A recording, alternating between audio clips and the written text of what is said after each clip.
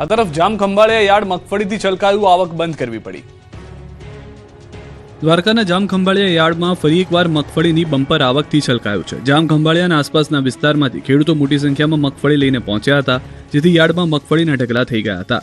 એક જ દિવસમાં 40,000 ગુણીની આવક થતા જ્યાં જ્યાં નજર કરો ત્યાં ત્યાં મગફળીના ઢગલા દેખાયા। ચારે બાજુ મગફળીના ઢગલાને કારણે પગ મૂકવાની પણ જગ્યા ન હતી। ચિક્કાર આવકના કારણે સ્થિતિ એવી થઈ ગઈ કે યાર્ડમાં જગ્યા ટૂંકી પડી, જેથી મગફળીની આવક બંધ કરવી પડી।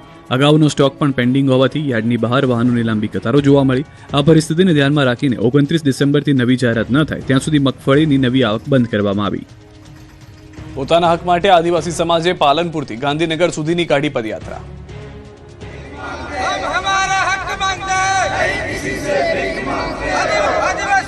જાતિના દાખલા સહિતની વિવિધ માંગણીઓ છેલ્લા 3 વર્ષથી કોઈ ઉકેલ ન આવતા બનાસકાંઠાનો આદિવાસી સમાજ રસ્તા પર ઉતર્યો છે, જેમણે પાલનપુરથી ગાંધીનગર સુધીની 131 કિલોમીટરની પદયાત્રાની શરૂઆત કરી, જે ગાંધીનગર પહોંચી મુખ્યમંત્રીને રજૂઆત કરશે। આ યાત્રામાં દાતાના કોંગી ધારાસભ્ય કાંતિ ખરાડી સહિત કોંગ્રેસના કાર્યકર્તાઓ પણ જોડાયા।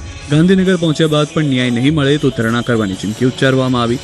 લાંબા સમયથી પડતર નોકરીના ઓર્ડર, જાતિના પ્રમાણપત્રોના વિવાદો, પેઢીનામાની માંગનો વિરોધ અને જંગલની જમીનની સનદો ન મળવા માટે મુદ્દાઓને લઈને કોંગ્રેસના ધારાસભ્ય કાંતિભાઈ ખરાડીના અધ્યક્ષસ્થાને યોજાયેલી બેઠકમાં આ નિર્ણય લેવાયો। આદિવાસી સમાજનો આક્ષેપ છે કે સરકારી લાભ અને સ્કોલરશીપ ન મળવાને કારણે યુવાનોને કાળી મજૂરી કરવાનો વારો આવ્યો છે, તેથી પોતાના હકોની માંગણી સાથે મોટી સંખ્યામાં આદિવાસીઓ પગપાળા ગાંધીનગર પહોંચી સરકાર સામે રજૂઆત કરશે। બાંગ્લાદેશમાં હિન્દુઓ પર અત્યાચારને લઈને અંકલેશ્વરમાં વિરોધ થયો છે। બાંગ્લાદેશમાં લઘુમતી હિન્દુ સમુદાય પર થઈ રહેલા જીવલેણ હુમલા, અત્યાચાર અને હિંસાની હૃદયદ્રાવક ઘટનાઓ સામે અંકલેશ્વરમાં શ્રી રામ ગ્રુપ દ્વારા વિરોધ પ્રદર્શન કરવામાં આવ્યું। અંકલેશ્વર જીઆઈડીસી વિસ્તારમાં આવેલા જોગેશ પાર્ક ખાતે બાંગ્લાદેશમાં હિન્દુઓ પર થઈ રહેલા અત્યાચારના વિરોધમાં શ્રી રામ ગ્રુપ દ્વારા પ્રદર્શનનું આયોજન કરવામાં આવ્યું। વિરોધ પ્રદર્શન દરમિયાન શ્રી રામ ગ્રુપના સભ્યો અને સ્થાનિક રહીશોએ બાંગ્લાદેશમાં હિન્દુઓની સુરક્ષા મુદ્દે ચિંતા વ્યક્ત કરી। બાંગ્લાદેશમાં હાલમાં હિન્દુઓ ઉપરથી થઈ રહેલા અત્યાચાર અને હિંસાની ઘટનાઓ સખત શબ્દોમાં વખોડી કાઢવામાં આવી। આંતરરાષ્ટ્રીય સ્તરે હિન્દુઓના માનવ અધિકારનું રક્ષણ થાય અને હિંસા આચરનારા તત્વો સામે કડક કાર્યવાહી થાય તેવી માંગ કરવામાં આવી। આ કાર્યક્રમમાં સામાજિક અગ્રણીઓ અને મોટી સંખ્યામાં યુવાનોને જોડાઈને પીડિત હિન્દુ પરિવારો પ્રત્યે સંવેદના વ્યક્ત કરી પ્રદર્શનકારીઓએ હાથમાં પોસ્ટર લઈ નારા લગાવી આંતરરાષ્ટ્રીય સ્તરે આ મુદ્દે તાત્કાલિક દખલગીરી કરવા અપીલ કરી હતી। સુરતમાં 31 ડિસેમ્બરની ઉજવણી સામે અનોખો વિરોધ થયો છે। એક તરફ નવા વર્ષને વધાવવા માટે યુવા હૈયાનો ઉત્સાહ આસમાને છે, ઠેર ઠેર પાર્ટીઓ થવા લાગી છે, ત્યારે 31 ડિસેમ્બરની ઉજવણીને લઈને સુરતથી વિરોધના સૂર ઉઠ્યા છે। સુરતના ઉધનામાં દાદા કી સેના સંગઠને 31 ડિસેમ્બરની ઉજવણી સામે વિરોધ વ્યક્ત કર્યો।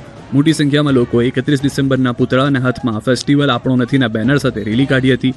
બોયકોટ 31નું પુતળું બનાવી દહન કરાયું। 31ની ઉજવણીનો બોયકોટ કરવા અપીલ કરી। આ રેલીમાં મોટી સંખ્યામાં લોકો જોડાયા હતા। પાટીદાર સમાજ બાદ હવે બ્રહ્મ સમાજની માંગ, ભાગેડુ લગ્ન નોંધણીમાં ફેરફારની માંગણી સાથે બ્રહ્મ સમાજ મેદાને। બ્રહ્મ સમાજના આગેવાનોની મુખ્યમંત્રીની રજૂઆત। સમસ્ત બ્રહ્મ સમાજના આગેવાનોની મુખ્યમંત્રી સાથે થઈ બેઠક। દીકરા દીકરીના લગ્નમાં મા બાપની સહી ફરજિયાત કરવા કરી માંગણી। પાટીદાર સમાજની માંગને બ્રહ્મ સમાજનું સંપૂર્ણ સમર્થન।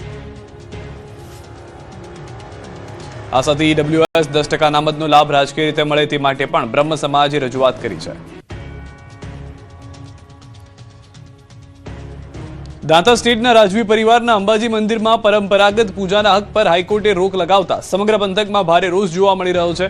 આ નિર્ણયના વિરોધમાં અને રાજવી પરિવારના સમર્થનમાં દાંતાના વેપારીઓએ સ્વયંભૂ ધંધા રોજગાર બંધ રાખી રાજવી પરિવારના સમર્થનમાં જોડાયા અને મામલતદાર કચેરી સુધી રેલી યોજી હતી। પ્રાંત અધિકારીને આવેદનપત્ર આપ્યું। વર્ષો જૂની આ આસ્થા અને પરંપરાને માન આપી હાઈકોર્ટના નિર્ણયને પરત ખેંચવા કે પુનઃ વિચારણા કરવામાં આવે તેવી માંગ કરવામાં આવી હતી।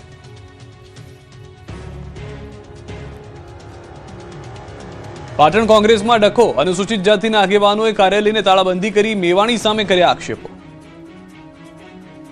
સ્થાનિક ચૂંટણી પહેલા પાટણ કોંગ્રેસમાં મોટો ડખો થયો છે। પાટણ જિલ્લા કોંગ્રેસમાં અનુસૂચિત જાતિ વિભાગના પ્રમુખની વરણીને લઈને આંતરિક વિવાદ ચરમસીમાએ પહોંચ્યો।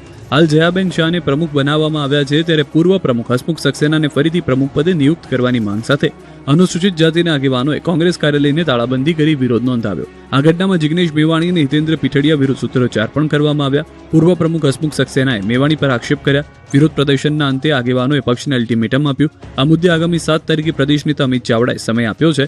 જો આ બેઠકમાં હસમુખ સક્સેનાને રિપીટ કરવા અંગે કોઈ સકારાત્મક નિર્ણય નહીં લેવાય અને ન્યાય નહીં મળે તો પાટણ જિલ્લાના 1000 થી 2000 જેટલા અનુસૂચિત જાતિના આગેવાનો પ્રદેશ કાર્યાલય ખાતે સામૂહિક રાજીનામા સોંપશે।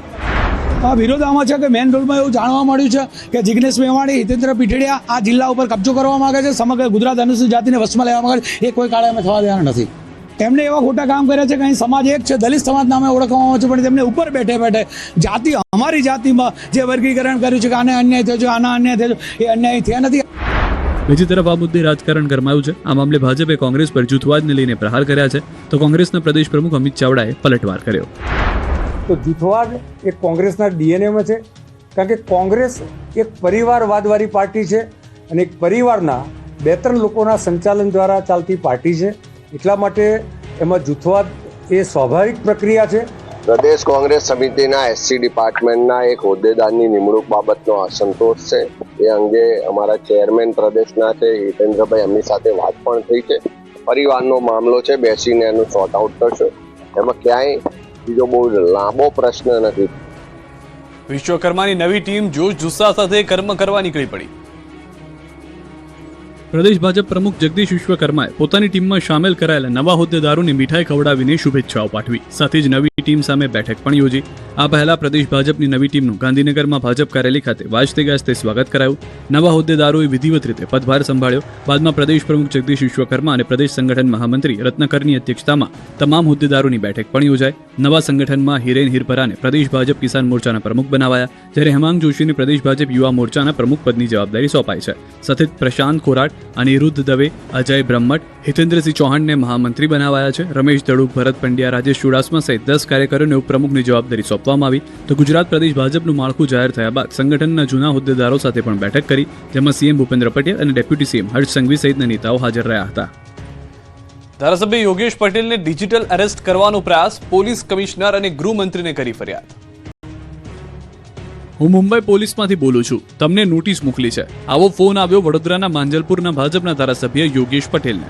સામાન્ય લોકોને તો સાયબર ઠગબાજો ડિજિટલ અરેસ્ટ કરી રહ્યા છે, ત્યારે સાયબર ઠગોએ હવે નેતાઓને પણ છોડ્યા નથી.